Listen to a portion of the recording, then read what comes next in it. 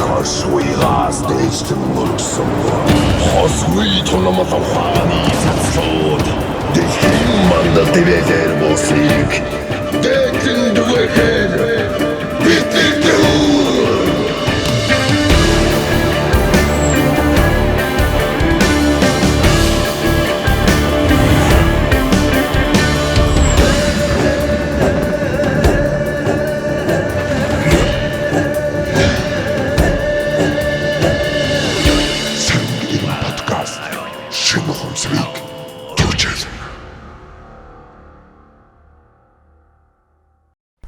За сайн байцгаана уу? Сэрэнгэрэн подкаст ээлжтэн нугаар эхэлж байна. За уламжлал ёсороо өрөө подкаст эхлүүлнэ. Сэрэнгэрэн подкаст шинэ ухамсарыг түүчээлнэ. За өнөөдөр ерөнхийдөө уламжлалууд явдаг зочдоо эхэлж танилцуулаад дараад нь сэдвээ сонгоод явдаг үндсэн подкаст хөтэлдэг зарчмаас арай өөрөөр хийхээр болсон. Учир нь өнөөдрийн бидний сонгосон сэдв болон зочид маань маш чухал манай номын агуулга дотор хоёрынтой дурддагдсан маш чухал сэдвээр ярилцах гэж байгаа учраас урдчилсан жаахан тайлбар өгөх хэрэгтэй болсон. За үзэгчид сонсогчид маань бага шүүмжлээрээ заавал үндсэн тайлбар өгөхгүйгээр цаашаа явах боломжгүй учраас нэг юм тайлбар явнаа. За өнөөдрийн сэдв бол өв болон өв тэгч. За өв болон өв тэгчдийн тухай манай номыг уншсан хүмүүс бол ойлгож байгаа. Маш чухал сэдв. Манай номд бүр хоёрынтой дурддагддаг. Ер нь бол энэ дэлхий болон хүн төрөлхтний оюун санааны хамгийн өгдөл авдаг хамгийн чухал хүмүүсийг өв болон өв тэгчд гэж нэрлэдэг. Манай номон дээр энийг бүр онцгойлон тайлбарласан байгаа.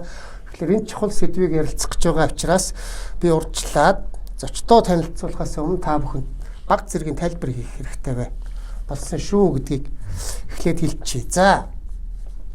Энгийн хүмүүс болон өв тэгчдийн ялгаа гэдгийг эхлээд энгийн хүмүүстэй үзэгч сонсогчдоо тайлбарламаар тайлбарлаж хийж эхлэхгүй л өнөөдрийн хөрөлдөө маань жоохон амтгүй болж магадгүй гэдэг учраас гэдэг гүднээс ийм бяцхан тайлбар бэлтгэсэн шүү уучлаарай. За. Энгийн хүмүүс гэдэг нь хэн нэгэн дизайнерын зохион бүтээсэн хувцс эд хэрэгсэл зүйлийг өмсөж ямар нэгэн компани бий болгосон компьютер гар утас машин техник зэргээр ажиллаа амжуулж өөрийн биш ямар нэг зохиолч, зураач, яруу найрагч, хөгжмийн зохиолчдын бий болгосон уран бүтээлүүдээс таашаал авч хэн нэгэн архитектор, шинээр сэтгэгчдийн барьж байгуулсан орон сууч ажлын байруудад амьдарч сууршиж за өвдсөн үедээ өрөөлийн бүтээсэн эмнэлгийн тоног төхөөрөмжүүдийг хэрэглэн илааршиж за эцэстээ өгөхтэй хүртэл өөр хүний зохиосон авсанд орж хэвтэн насаад уусгадаг хүмүүсийг энгийн хүмүүс гинэ гэж байгаа. За өөрөөр хэлбэл энгийн хүмүүс энэ дэлхийд ирснээсээ буцах хүртлээр өөрөө биш өөр хүмүүсийн бүтээн бий болгосон энэ амьдралд зориулагдсан бүтээгдэхүүн үйлчилгээнүүдийг хэрэглэсээр байгаад л буцдгаа гэсэн санаа. Жохон хатуу боловч сонин санаа шүү.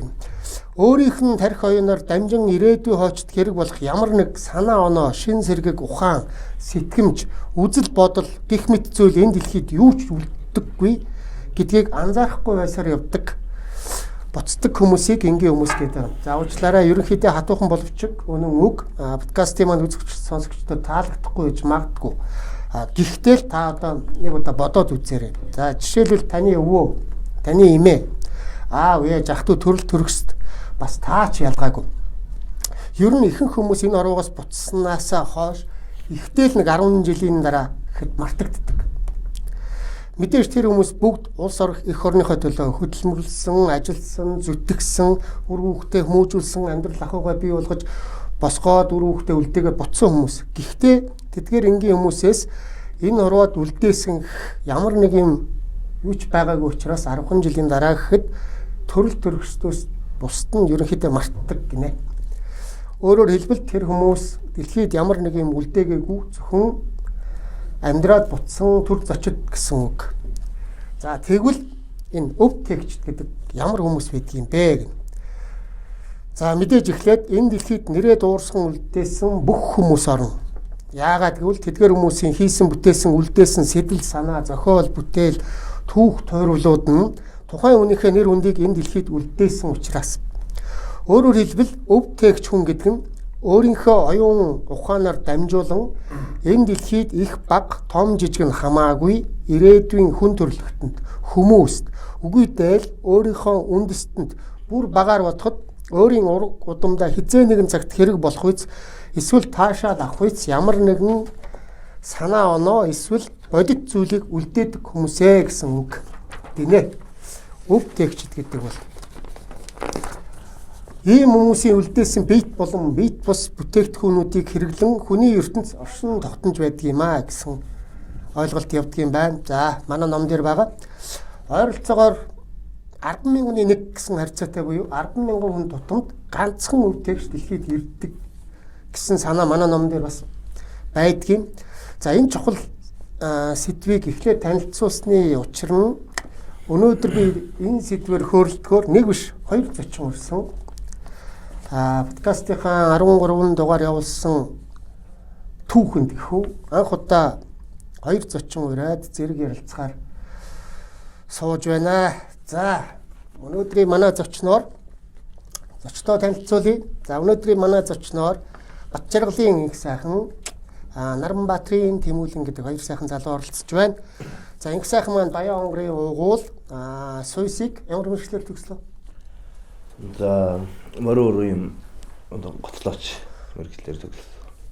Үндсэндээ бол хөгжимчин тийм хөгжимчин. За манай Тэмүүлэн бол хөгжим бүжгийн коллежийг онл гармоны мэргэжлэр төгссөн хожим хөгжмийн зохиолчор бас төгсгсөн ийм хөлт байгаа. За их сайхан маань гэрэлсэн ихнэр дөрвөн хүүхдийн хамт амьдардаг. За Тэмүүлэн маань одоогоор хараахан гэрэлж амжаагүй байгаа энэ залуу байна.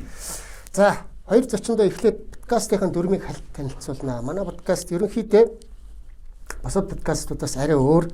Номынхаа утга агуулгыг ерөнхийдөө бүх дугаарууд дээр нэг нэгээр нь танилцуулж явдаг.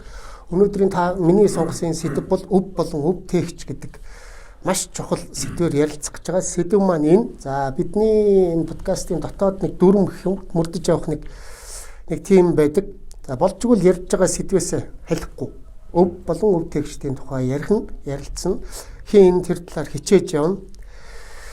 За ерөнхийдөө подкастын үндсэн дүрм ердөөсөө л тэр бусдаар бол чөлөөтэй өөрсдийнхөө ярий гэж хүсэж байгаа бүх сэдвээр сэдвтэй холбоотой санаануудаа чөлөөтэй ярьж болно. За манай үзэгчид бол эдгээр залуусыг танихгүй хүн гэж байхгүй бах. Танилцуулах нь илүү гэж үдээд шууд эхэллээ.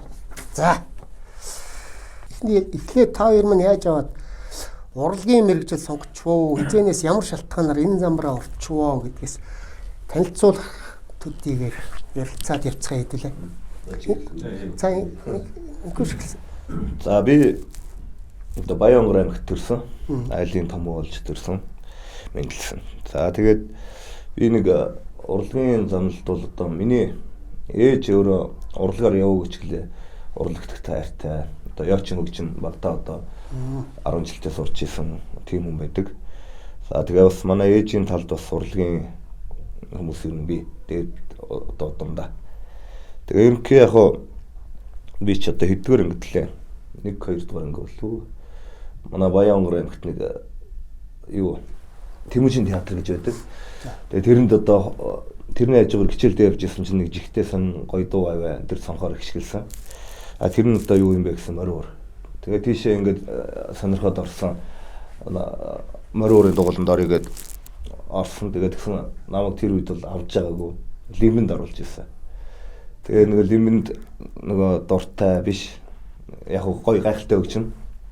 Тэгээ тэр үедээ бол би нөгөө лимб давтаад коридорт одоо давчих гэсэн. Тэгээ бойлон лимб барьсан нөгөөдгөө давчих жагаад нөгөө цуг давчих гэсэн хөлтөйгөө сэлмэнд тоглож жагаад нөгөөдгөө махилгаад хөвж ирсэн. Тэгээд тэрний дараа жил нь манай ээжийн дүү бүжигчин хүн байдаг хгүй. Тэгээд тэр ихч намайг тэр дугууланд мороор ингэж оруулж ирсэн. Тэгээд бол аймгийн театрт театр дэрэгдэх дугуулан Тэмүүлэн театр гэдэг. Тэгээд ер нь яг тэрнээс өмнө одоо одоо техникүүд нэг эмэгтэй хүний өсөндөө зүүдэг шпилк гэдэг нэг юм байдаг. Эмээгийнхэн шпилкийг би ингээд хугалчаад одоо радиогоор дуу хоорой явангууд ингээд идэв гэсэн гэж ярьдээ. Тэгээ ерөнхий яг хуу одоо морин хуурд одоо сурах гал цаанаасаа л тэгэл байдаг байсан юм шиг байлээ. Тэгээ ерөнхий яг хуу хөгжимчин болсон шалтгаан бол бас ингээл олон хөгжим тоглохыг бас хорж исэн юмнууд бол байгаа л да. Одоо хөгжим тоглож явах гэдэг хичээлээ сайн хий. Тэ. Тэгэл одоо гатуугаар бас манай нэг найзын аав нь цог дууланд явдаг байсан. Тэгэл аав нь бас тийм одоо номын тийм гатуу хүн баггүй. Мод өөрөөл тэнээд ах юм. Хичээлээ хий. Чамд хэрэгтэй. Гэл тэгтгэл байсан. Тэгэл ямар ч байсан нөгөө тийм юм хэлэхэр чинь хүн энэ хөгжим тэрэн дүр дурлалдсан билээ. Дурлаад бүр 20 тусмал улмал дурлал. Тийм. Тэгээ ер нь дээрэс нь өөрөө тэрэнд бол маш асар дуртай байсан. Тэгээ дээрэс нь хүн тийм 20 янз бүрийн юм ингээд үйлдэл үг хэлэхээр улам асна. Тэгэнгүүт нөгөө дуртай зүйл чинь тэгдэм билээ. Нөгөө дугууланд орсон чинь аль хэдийн ингээд 3 4 жил ингээд тоглоод гой аялал сурцсан. Би тэрийн 6 сарын дотор бүгдийн тоглоод сурсан. Нөгөө ах нартайгаа ингээд тоглоод энэ зэрэг зүйл тоглоод ирэхээр нөгөө ах нар чинь гайхан. Тэгээ асар өндөр дорн дээр л одоо хөгжимчин болсон баг. Тэгээ дээрэс нь мэдээж удамшил гэж байгаа. Одоо хүнд ч болон амьтанд байгаа. Тэгээ удам тэр генийн дэсрэлт гэж юм байх хэвээр байт юм билээ. Амьтан дээр ч тэр хүн дээр ч тэр одоо 3 4 дахь үе дээр явж байгаад удам ундаг ч юм уу эсвэл сэргдэг дэсрэлт болдог. Тэгээ ген дэсрэхээрээ тэрэн дотроос одоо адуун дээр хүртэл одоо ингээд би адуун мал сонирхдаг ингээд багшийнхаа ярьж хэлснийг сонсож байгаад адуун дээр бол 3 4 дахь үе дээр одоо ген ундаг. Магадгүй одоо тэр ген ингээд нэг хамрах цар хүрээнд ингээд одоо ингээд нутагшиж одоо ингээд холдсоор ингээд үржилт орсоор ингээд нэг тэр нь одоо тэр 3 4 дахь үе дээр магадгүй генийн дэсрэлт болоод цор ганц тийм сод бүтээл гарч ирдэг гэж ярьж ирсэн. Тэнтэй адилхан хүмүүсийг би бас тэгж боддیں۔ Нөгөө яг тэр гений одоо дэсрэлт нь болохоор удмаас ямар нэгэн зүйлтэй заавал урлаг биш юу ч үгүй тэр төрдийн болов гэж боддог. Соёст 10 төгсөөд орж ирсэн үү? Би юу яасан? 8 дугаар анги төгсөөд Улаанбаатар руу соёлын коллежид ирсэн. Тэгээ соёлын коллежидаа сураад тэгээд соёл урлагийн их сургуульд орсон. Тэгээ соёл урлагийн их сургуульд ороод би бол шударга яриг төгсч чадаагүй бас тасалж маслаад тийм хөгжижсэн шахуу тийм. Гэхдээ би хичээлдээ бол мэрэгчлээ онцсон хөө. Тий. Соёлын коллеж гэж манай сургууль би бас төгссөн. Манай сургуулийн нэг сургуулийн төгсөгчд байна. Би ч одоо 84-өөс 88 хүртэл соёлын коллежид сурсан. Мөрөөрөөр бас тухайн цагта Баатар хөгч төр таггүй тоглодог байсан шүү. За Тэмүүлэнгийн хувьд.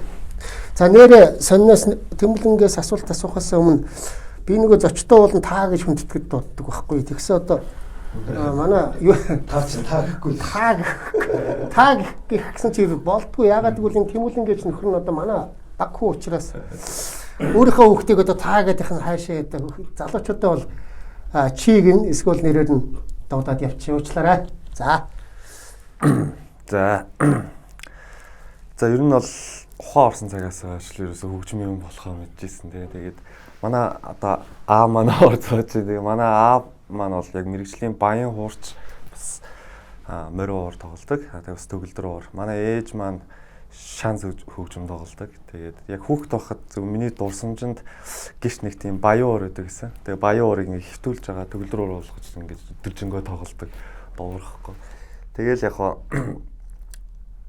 ер нь тэр үеэс хойш ер нь хөгжмийг ингээл айгүй ойлгож явсан. Тэгээ манай аав ээж хоёр манаас хөгжим амар их сонирхдаг.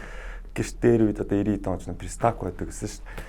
Тэгэл айгүй тухайн айгүй том одоо дуудын тэг Queen, Metallica гэл хамтлагуудын клип концертын цогцлууд нь байдаг гэсэн. Тэрийг багтаа ингээл ерөөс үзээс очдог гэсэн. Тэгэл тэрнээс амар их бас инспирэшн одоо урам зориг авсан тий. Тэгээд аав ээж хоёр маань гадагшаага бас тухайн хүмүүсийн одоо адилт ингээ гадагшаага амьдрах гэж явсан. Тэгээд хоёр одоо би дээрээ нэг ахтай. Тэгээд Монголд үлдээд нэгдүгээр ангиас 5 дахь анги хүртлээр зөвхөн энгийн 10 жилийн сургууль сураад тэгээд 5 дахь ангиас яг хөгжим бүжгийн сургуульд орсон. Тэгээд хөгжим бүжигт орохдоо хөгжим бүжгийн морин уурын ангид Бат хоёр гişэн шат болж явсан. Тэгээд одоо танаа галаа та нар нэг ангийнхан тий манай галаа маань бит хоёр бол нэг ангийнх. Одоо бит хоёр найзлаад 20 хэдэн жил болж. Хоёрыг бол иймээс нь мэдэн штэ. 8 дахь ангиасаа надад сонголт ирсэн. Хөгжмийн онол сонсгол эсвэл мориураараа явах уу гэсэн надад сонголт ирсэн. Мэдээж би мориур хөгжмөд маш хайртай. Тэр одоо хөгжмөөс би маш их олон зүйл одоо хөгжмийн яг тэр Монгол одоо тэр ухааны яг тэр олон зүйлийг эзэмшсэн гэх юм уу. Тэгээд тухайн үед яагаад ч юм аавтайгаа ярилцаад за хөгжмийн онол сонсгол руу ер нь оруулах зүгээр юм байна да гэдэг. Тэгээд хөгжмийн онол сонсголын одоо багш мэрэгчлэр төгссөн. Тэгээд сургуулаа 10 жилээ төгсчөөд яг хоо ер нь бол цаашаагаа сурахгүйгээр яг одоо дуувчлалын институтэд 14 настайгаас ажиллаа суралцаж яваад тэр чиглэл рүү илүү их явж байгаа. Тэгээд сүүлд бас орой ангаар хөгжмийн зохиолч юм хэрэгжилсэн. Сургуулаа төгсөж байхад нь Москвагийн хөгжмийн консерваторид явах боломж нь манай хүүд олдсон. Зило гэдэг доктор багш хөгжмийн онол сонголт хөгжмийн онол сонсголтын тэнхимийн ахлагч багш нь манай Москвагийн хөгжмийн дээд сургууль яваад тэгээд ирээд хөгжим бүжигтээ 5 жил багшлах гэрээгээр тийшээ явж болно гэсэн санал тавьсан. Тухайн үед Москвагийн хөгжмийн дээд сургууль бол дэлхийд хүлээн зөвшөөрдөг олон томоохон сургуулиудын нэг. Гэхдээ аав хүү хоёр студийн ажлыг хөөчихсөн. Москвагийн тэр сонгодог юм ерөөсөө хөөсөнгөө. Тэгээд залуу хүнийх нь өөрийнх нь сонирхлыг дагуулад өөр чиглэлээр явуулсан гэж байгаа. За, дараагийн асуулт байна.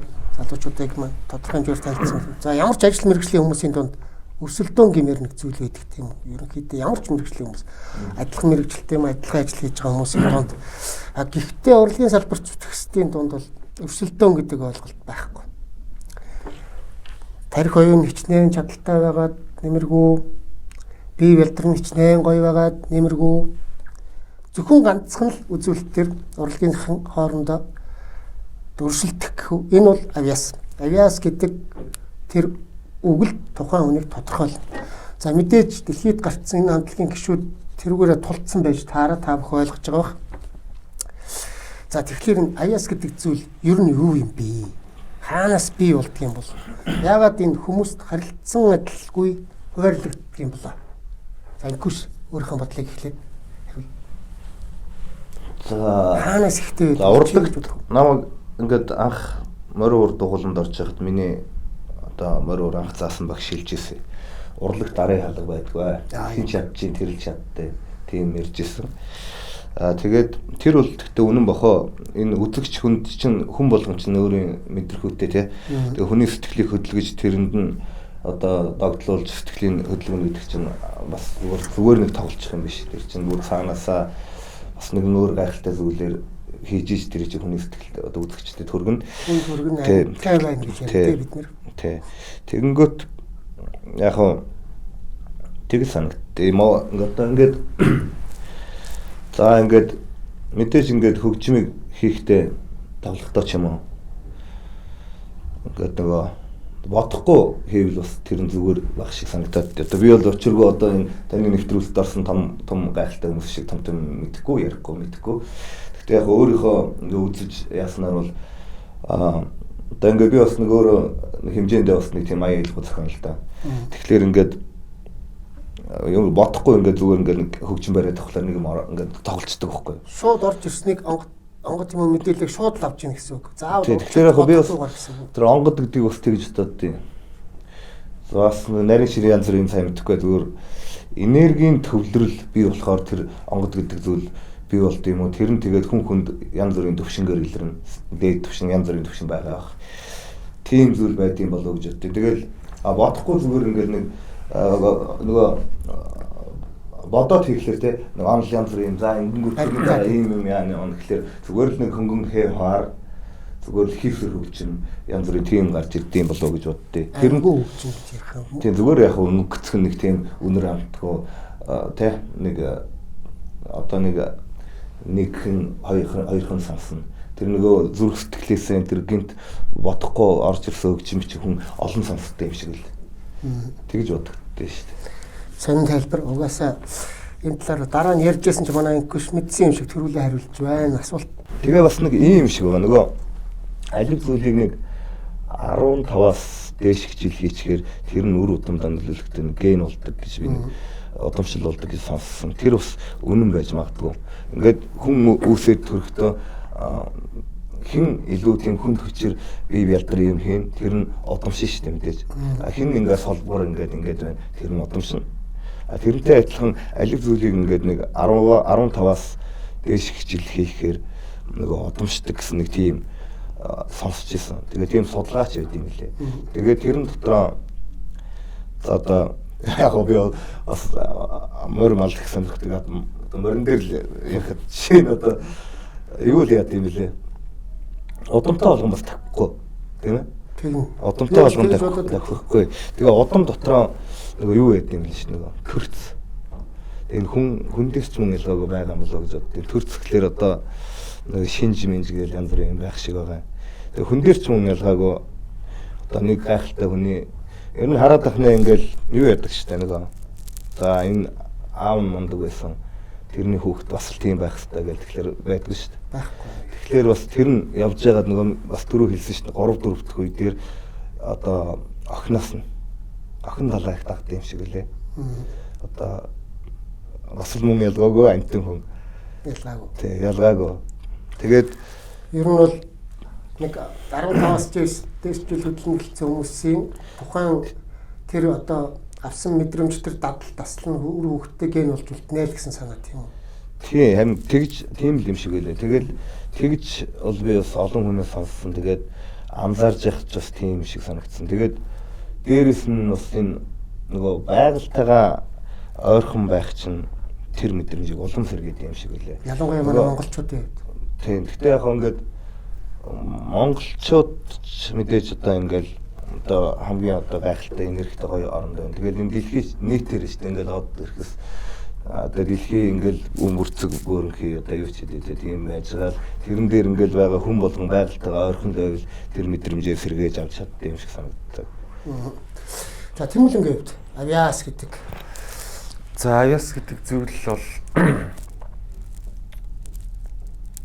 за яг хүмүүс нэг монголчууд ер нь ярьдэн шүү дээ манай бүртээ авиастай. Тэгээ авиасгаас дотор нэг олон англи баха ер нь бол. За байж гараа. Аав нь Тэмүүлэнгийн ярихаас өмнө инкушийн юм ингээд холбоод би өөртөө тохиолдсон өөрийнхөө удамд тохиолдсон. За нэг байдаг юм аа ингээд яриад хүүгийнхээ яриараа шилжүүлчих. За жишээлбэл манай аав, миний аав ямар ч хөгжмийн боловсролгүй мөртөнгөө социализмын үед баян тоглоод амралтын газарт баян тоглодог клуб эрхлэгч байлаа. Ямар ч мэдлэг боловсрол байхгүй. Тэр хар сонсголоороос ороод 70-аад онд цахилгаан хөгжим гэж байхгүй. Баянаар бүжиг явдаг байлаа шүү дээ 60-70-аад онд. Тийм юм байсан.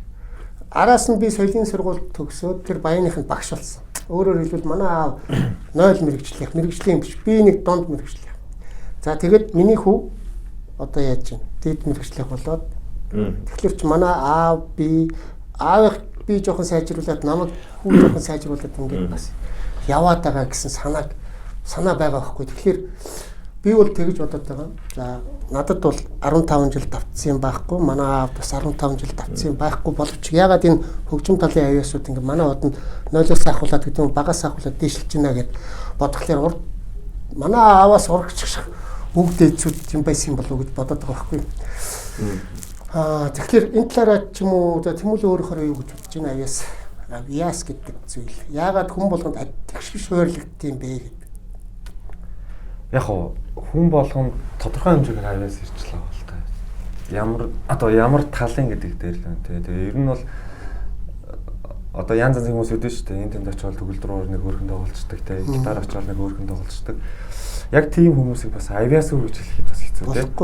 Авиастай гэж хэлэхэд бас нэг өөр ойлголт байгаа байхгүй. Тэгэхээр яг байгалийн төрмөл авиас байна уу эсвэл одоо ингээд хичээл зүтгэлээрээ олсон авиас бэлэг байна уу гэдэг дээр нь бас энэний ялгаа нь уулзлаа байгаа хэл та. Тэгээд яг ер нь бол зүгээр миний ойлгож байгаагаар бол байгалийн төрмөл авиаст бол үүндээ нэрээ диплом энэ бол баг хэрэггүй. Тэр одоо хүмүүс бол өөрсдийнхөө өгөгдлөөрөө цаанаасаа шууд ингээд одоо хөгжөө явцдаг. Ямар ч тийм одоо зогсоол хөвөх юм уу? Угаасаа бүр ингээд тархинд байн ингээ ажиллаж идэг. Зөвхөн тэр зүг рүүгээ одоо ингээ асар хурцтай хөгжиж чаддаг хүмүүс байгаа. Тэгээд мэдээллийг тэр хүмүүс илүү их хурдан авч чаддаг учраас одоо юу гэх юм те илүү одоо нэг богинохон цаг хугацааг зарцуулж хурдан дэшээ явах чадвартай хүмүүс. Энэ авиас гэдэг үгийг манай подкастэнд урьдчилж оролцсон төрийн сойролт зураач Цэгмдгой хэлсэн. Авиас гэдэг санскрит үг гинэ. Тэгээ санскрит үгнийх нь утга нь авиас гэдэг үг монгол үг биш, санскрит үг. Тэгээ утга нь болохоор дахин давтах. Тий. Тэгээд энэ амьдралдаа биш өмнөх амьдралдаа хийж исэн ажлаа энэ амьдралдаа хийгээд давтаж хийж байгаа учраас тэр хүн бусдаас шал онцгой байдаг гэсэн. За манай номон дээр бол энэ тий өв тээгч гэдэг үгийг тодорхойлсон ганцх юм ба. Сургуульд сурсан ч сураагүй ч мэдсэн тэр заавал тэхгүйгээр бүх юм тухайн мэргэжлэрийг явцдаг бүх юмыг хийж чаддаг болчдөг хүмүүс. Өөрөөр хэлбэл төрмөл цаанаасаа өгдөлтэй тэр өгдлөөрөө дамжуулаад тэндээсээ л юмыг авч чаддаг хүмүүсийг нь өв тээгч гэдэг. Тэрнээс хүмүүс одоо жишээлбэл дэлхийн ертөнцийг хөгжүүлж байгаа ямар ч мэргэжлийн ямар ч хүмүүс барилгын нэг сайхан архитектор биш бас лагаас байгаа шүү дээ. Тэр хүн чинь заавал тэр бодохгүй нөгөө хичээл сургуулаар ингэхгүйгээр цаанаас орж ирсэн өгдлийг шууд юм болгочоод түрүүн чиний ярьсан. Заавал ингэж хичээл сурж ингэх онд номонд баригдахгүй орж ирсэн өгдөл нь шууд дээрээсээ орж ирдэг. Тэрийгээ шууд гаргаж чаддаг. Тэр нь тэгээд бүр тултлаа буюу дээрээсээ шууд одоо энэ дэлхийд зориулж өгдөл өгж байгаа хүмүүсийг өв тээгч гэдэг байхгүй. Тэгээ бид хэдийн өнөөдрийн сонгосон яриа маань ингэж л байгаа. Эндээс эхэлж байгаа. За 3 дахь асуулт. За авиастнууд, зарим авиастнууд гэж байгаа шүү. Үнэхээр бас та бүхэн урлагийн чиглэлээр явж байгаа өөрсдөө мэдж байгаа. За зарим авиастнууд яагаад бие туудаг юм бол бор дарсанд бие тоодог. За бие яагаад тоодгийг, бор дарсанд яагаад ордгийг, за эсвэл яагаад өгдлөө өгч чадахгүй буцчихдаг юм болоо. Эрт буцдаг гэсэн үг. Айгүй авиастаа сайхан залуучууд Монголд байж байгаа л бор дарсанд орвол цээжэд дэлгэцээр гэж бод олигтой нөгөө жинхэнэ ирэх цаанаас авах юм үлдээж чадахгүй хийсвэрлэж ингэж энэ амьдралын аах шахар юмтай нэр хүндтэй хөөцөлж байгаа. Жинхэнэ үлдээх ёстой юм үлдээж чадахгүй буцчаад байгаа шалтгаан эсвэл үлдээж чадахгүй бие тоох бор дарсанд орох гэдэг тэр авиастаа цаанаас орж ирэх өгдлийг дэлхийдээ үлдээж чадахгүй дамжуулж чадахгүй буцаад байгаа шалтгаан бол манай энэ номын бас нэг маш чухал шалтгаан байдаг. Маш чухал сэдэв байдаг байхгүй. Энэ талаар за одоо энэ талаар за нөө тэгэл хэлүүл тал бүрээс нь ярьж болно л доо. Мэдээж ингээл за эхлээ шууд ингээд энгийнээр ярихад бол хүн одоо бор дарсанд орох, уруу зуршилд орох чинь нэгт өөрийн дотоод зохион байгуулалтаас шалтгаална. Энэ бол бас нэг тийм сүртэй нэг өгшүүлэл ингээд их юм байхгүй.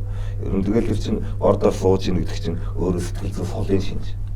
Тэрнээс нэг сүртэй том амар сүртэй юм болгож яриад шаардлагагүй гэж боддог. За тэгмүүд яг сүртэйгээр ярих гэж бодоход ийм болоо. Авиастай хүмүүс ингээд магтсаар байж байгаа нөгөө авиас нь байхгүй болгочод идэг гэсэн. Тэгэл тэр санаа магтаалыг тэгэл магтаал бол тэгэл магтаал шүү дээ. Тэгэл тэрийг тэгэл ойлгох хэмжээнд байх хэрэгтэй шүү дээ. Тэгэл ямар ч баатар ирийг магтаалаар алддаг гэсэн. Тэгэл тэрнтэй адилхан бас тийм байдаг баг л та. Тэгэл би бас ингээл олон авиастай хүмүүсийг харсан.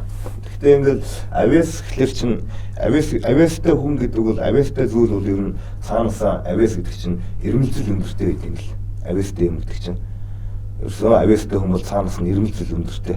Тэрийг хийх ингээ өвчин бүр ингээл байна. Тэр мэдээ сурах хэрэгтэй. Сурч тэр авиасаа гарах зам жимийг гаргаж штэ.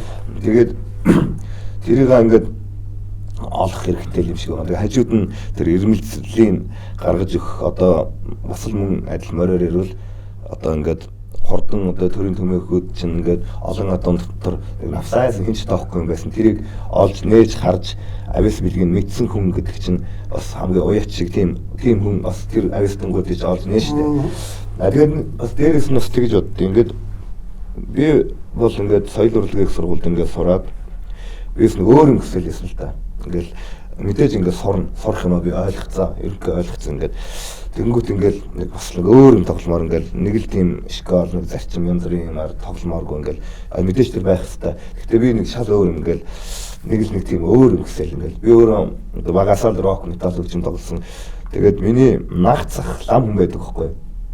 Тэр хүн лам хүн хэрнээ гитар тоглоно. Гитарн дээр гранж рок тоглодог байхгүй. Би одоо ингээд сонсоодоход өөрөө зохион тэрний тоглож байгаа зохиож байгаа үг бол одоо нийгмийг одоо бухимдлыгч дуулна, гэрэлгээгч дуулна, лам хүн байж бүгдийн дуулна. Тэгээ инээдтэй мэрдэн 2 3 ламтайгаа нэглээ Улаанбаатар орж хоёулаа Нисанс гэж хамтлаг байгуул гэсэн чинь тийм хамтлаг байгуулсан гэсэн.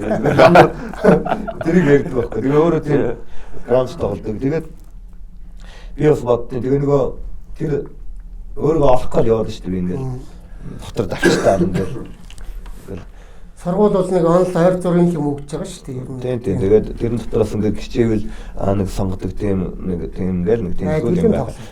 За тийм. Би бол тэгж боддог. Дээрээс нь би Монгол хүн, Монгол уламжлал. Тэгээд тэр зүйл ингээд нэг рок хөгжим гэдэг чинь юм баггүй нэг тийм эмнэг тогшин хангал адуу шиг юмд баригдахгүй тийм ээ. Тийм сайхан. Тэгэл нэг тийм дотор байдаг. Тэгэл одоо яах учраа болдгоо вэ? Тэгэл ингээл нийлдэг ингээл рокууд найзуудтайгаа нийлэхээр тэр дотор миний ертөнц байгаад байна. Тэгсэн ирнээл бас нэг ингээл нэг яах учраа болохгүй бүр ингээл яваал. Морь тоглохоор би ингээл морь дээр замбраагүй хэрнээ замбраатай тийм зүйл тоглох дуртай. Тэгэл ингээл энийгээ хийгээл яах учраа болохгүй ингээл явж исэн.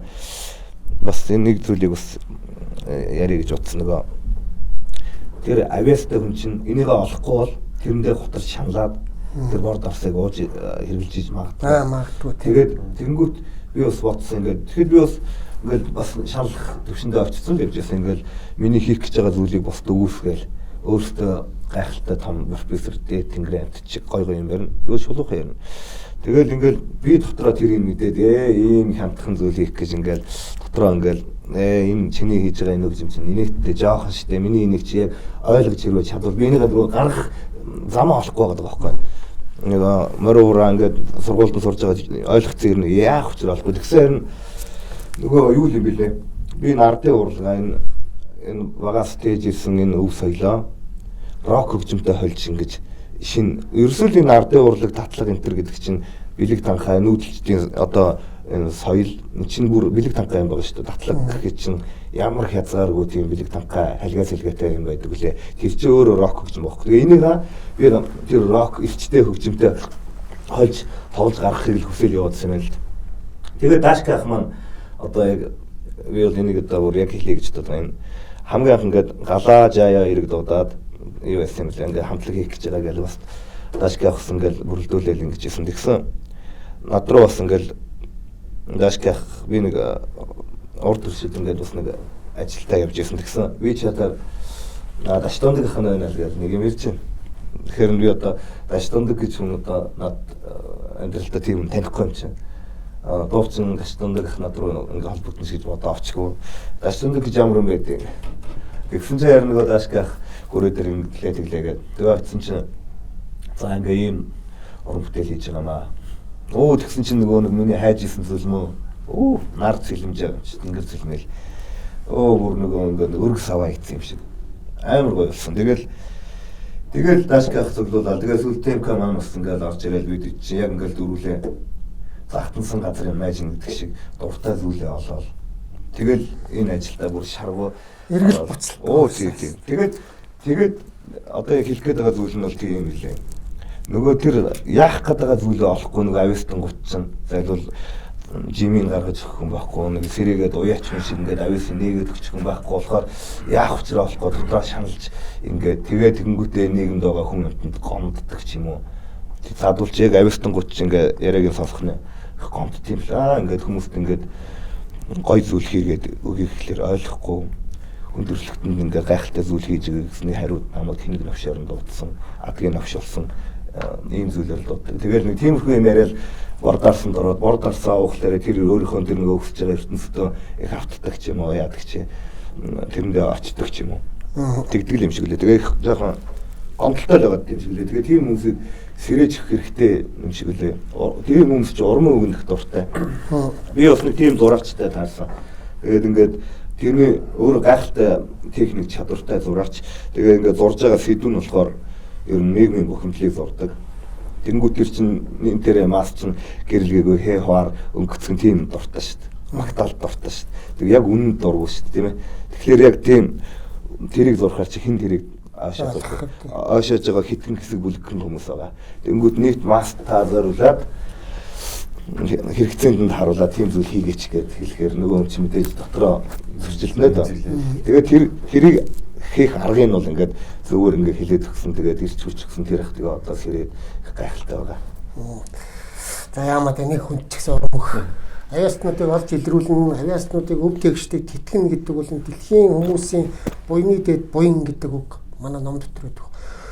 Буян хийн гэж үлсгэлэн ядуу 100 хооллохоос хэрэггүй гэдэг байхгүй. Ном дээр бүр тэгээ бичсэн. Тэрний оронд ганц авиасныг тэтгээд өгөө, тэрэнд нэг сургуулийн зардлын ч юм уу тэгээд таны бүхэл амьдралын насан туршдаа мянган бурхан бүтээснээс илүү нөгөө ертөнцийн хүчтэй нөлөөлж байгаа хүнд загас барьж өгөх биш, загас барих аргыг зааж таалаа шүү дээ. Яг тийм. За энэ асуултыг би Тэмүүлэнгээс асууя гэж бодсон байсан юм байна. За авиаснуудад нэг зовлон гэмээр зүйл байгаа. За манай хүү бол хүү хамтлаг байгуулагдахаас өмнө бас тодорхой хэмжээгээр аранжировкийн чиглэлээр бас овоо юм хийгээд Монголдо ямар ч хэлсэн болцсон гарцсан гэдэг юм уу байсан.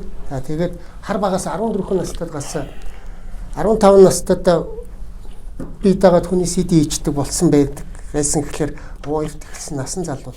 За тэгээд авиаснуудын хувьд нэм зовлон гэмээр нэг юм байдаг гинэ. За хүн болгон авиастайг л хар багаас нь магтаа явчихдаг. Одоо яг миний нүдэн дээр шүү Тэмүүлэнгээс асууж байгаа.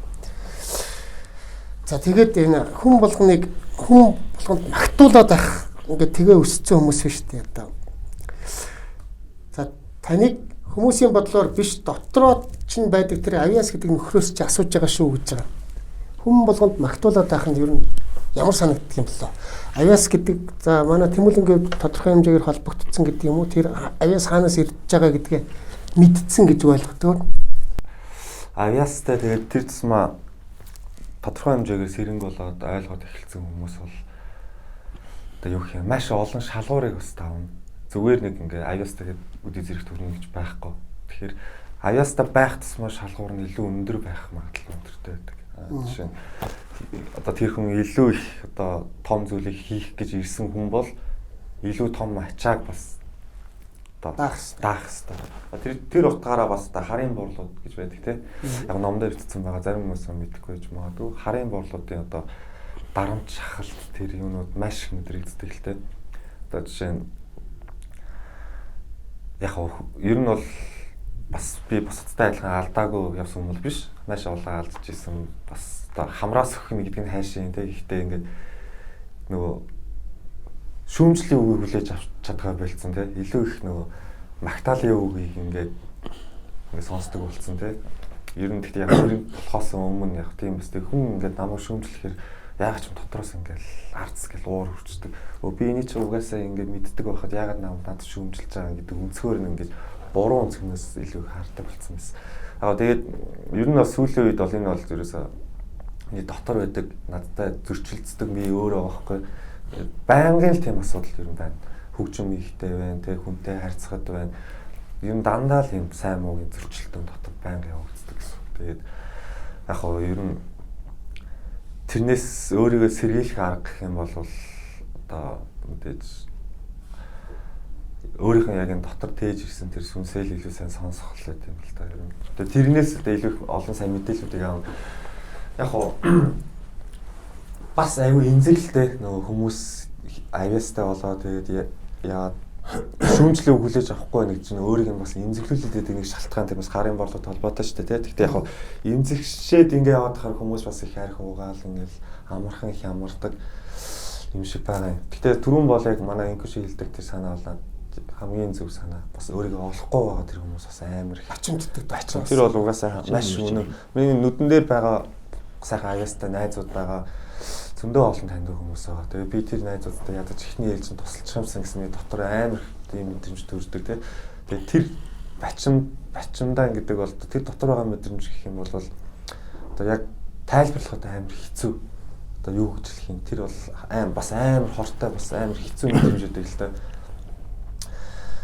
За тэгээд ер нь одоо бол би магтаалын үгээс илүү шүүмжлэлийн үг нь маш их дуртай. Яг бол намайг шүүмжлэх тусам би өөрийнхөө алдаагаа олж харан дээрээс нь одоо илүү хурцлагддаг. Яг л би ч гэсэн маш их алдаа гаргадаг л та хийж байгаа ажил дээр хийж байгаа юм дээр маш их алдаа гаргадаг. Өө би нэрээ надад хэлээдсэн шүү тий. Нэр энийг надад тэр хүн хэлээдсэн шүү. Би яагаад ингэ бодоогүй юм бол гэдэг надад илүү магтаалын үг бол яг одоо зөндөөл юм л да. Тэгтээ яг юм бол нэг тоож одоо сонсохгүй.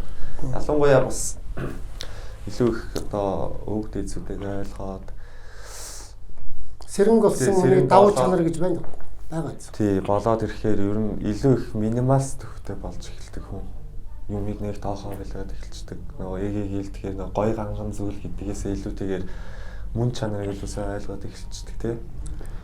Тэрэн дээр чинь одоо за зөвхөн хөгжим биш зураг тий видео юу гэдэг бүх салбар дээр хэрвээ урлагийн салбар дээр ч юм уу тий урлагч биш тий архитект та түрээс архитектор тий ер нь яг мөн чанарыг л хамгийн сайн ойлгох юм бол тэр хийх гээд байгаа зүйлийнхаа яг одоо агуулгыг сайн мэдрээд эхэлчихдэг ер нь яг юу их гээд байгаагаа ойлгохгүй тий тэрнийхэн мөн чанарыг ойлгохгүй бол хийсвэр юм хөөгөө явчих юм бол илүү их нөгөө дотор байдаг зөрчилтэй өнгө гэдэг байдаг шүү.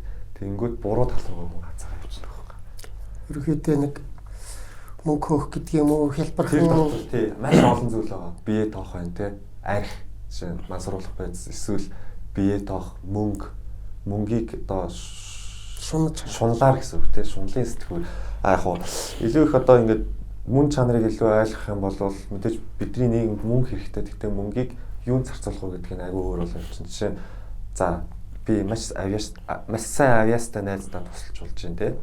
Эсвэл тэр хүнд багаж хэрэгслийн хэрэгтэй багаж хэрэгслийг авч өгөх ёстой. Эсвэл надад багаж хэрэгсэл хэрэгтэй бол би дэрийг бас авах ёстой те. Мэдээж мужаа хүн багажгүй бол юу ч хийж чадахгүй адилхан. Яг энэ нөгөө цаг үеэ болсон ингээд яаж болж байгаа. Тэгэхээр ингээд яг хоо ер нь бол ойлгох юм бол одоо маш олон төрлийн тийм юм ирдэг л дээ. За би бол өргөцсөн хоёр зочноо мэдээж өв тэгчт гэж ойлгож байгаа. Тэгчт гэдэг өнцгөөс нь хардаг. За тэгээд даруй байх, дотоод дах хөөрлөө хяналт сурах гэдэг бол миний бодлоор өв тэгчтийн хамгийн түрүүнд эзэмших чадвар байх хэрэгтэй маа гэж байгаа байхгүй. Өв тэгч хүн гэдэг чинь би тэндээс энэ дэлхийд үлдээх гэж ирсэн гэдгийг мэдсэн. За жишээлбэл инкүш за Монгол хөгжим, Монгол аялал, Монгол юм дэлхийд гарах хэрэгтэй гэдэг. Тэрний төлөө чанар төвтэй цаанаас чинь зориулаад энийг мэдсэн хүн болохоор энээсээ өөр юм одоо төрөний шиг хүлээн зөвшөөрөхгүй энэ дотроо амьсгал, энэ дотроо амьдрна. Тэр нь байхгүй бол төрөний шиг гондчих магадaltaй, гондчих. За тэгээд энэ дотор орж ирдэг хамгийн хэцүү дайсан бол яг саяны дотоод хөөрлийг л давж сурах. Энэ нь болохоор яг манай ном дээр л ингэж байгаа. Энийг бол дотоод хөрөл гэдгийг хөвчлэн бие тоохтой холбож байгаа шүү. За энэ нь болохоор манай номонд болохоор сэрд сэхэрж байж буурлуудынхаа энэ далд өгдлийг мэддэг болж иж атахгүй байх магадлал их сайн болно гэсэн санаа. За энэ талаар их хүчин бод. За нөгөө түрүү магтаал ярьлаа л да. Одоо миний бодол шүү. Хүн бол шаазгаа шиг явах хэрэгтэй гэж боддөө. Хар цагааныг хослуулж аль нэг нь байхгүй судлаалцдаг байхгүй тийм ээ хүн магтаалаас урам авна тэр нь чинь хэмжээ нь хэтрүүл нөгөө энэ болно шүү дээ бие тоо тэгээд өөрийгөө дарах тийм ээ тэгэнгүүт би бол ингэж л боддөө за энэ авьяас бэлэг бол энэ дотор салгиж ин л та ингээд хүн бол авьяастай хүн бол тэгэнгүүт авьяастай хүний тэр даруу төлөв цанг бол газар доогоор урсах чимээгөө далаа гэж боддог байхгүй юу. Авьяастай хүний авьяас чинь халгаас онгод нь ороод тэр онгод хийх юм нь ороод тэрвэл далаа давлгаалаад одоо нэг соноо мэлдэ бүсэн юм болохоор ямар аюултай юм болдог үлээ. Тийм ээ.